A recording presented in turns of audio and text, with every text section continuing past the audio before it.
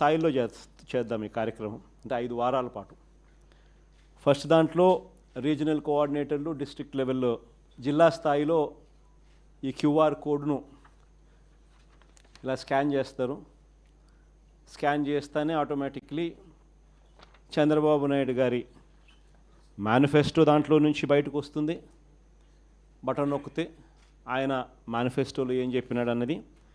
చంద్రబాబు నాయుడు గారి బాండ్స్, గతంలో ప్రజలకు ఇచ్చిన బాండ్స్ శాంపుల్ కాపీలు, 3-4 శాంపుల్ బాండ్స్ శాంపుల్ కాపీస్ గతంలో ఆయన ఏమి ఇచ్చినట్టు అవి కూడా ఆ క్యూఆర్ కోడ్లో ఇంకో బటన్, క్యూఆర్ కోడ్ డౌన్లోడ్ చేసుకుంటే ఒక బటన్ నొక్కితే మేనిఫెస్టో వస్తుంది. ఇంకో బటన్ దాంట్లో నొక్కితే బాండ్స్ వస్తాయి. 3వ బటన్ నొక్కితే ఆ బాండ్ల ద్వారా ప్రజలకు, అంటే ఆ కుటుంబానికి రావాల్సిన, ప్రతి ఏటా రావాల్సిన సొమ్ము ఎంత, నష్టపోయిన సొమ్ము ఎంత, లాస్ట్ ఇయరు ఎంత నష్టపోయినారు, ఈ సంవత్సరం ఎంత నష్టపోయినారు అనే వివరాలు కూడా వస్తాయి.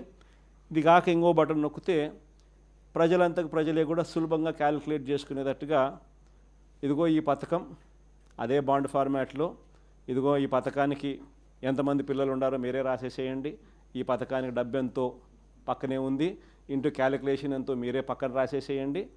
సో ఎంత అమౌంట్ మీకు మీ కుటుంబానికి చంద్రబాబు నాయుడు గారి మేనిఫెస్టో వల్ల రావాలనో మీరే లెక్క కట్టేసేసి రెడీగా ఉండండి.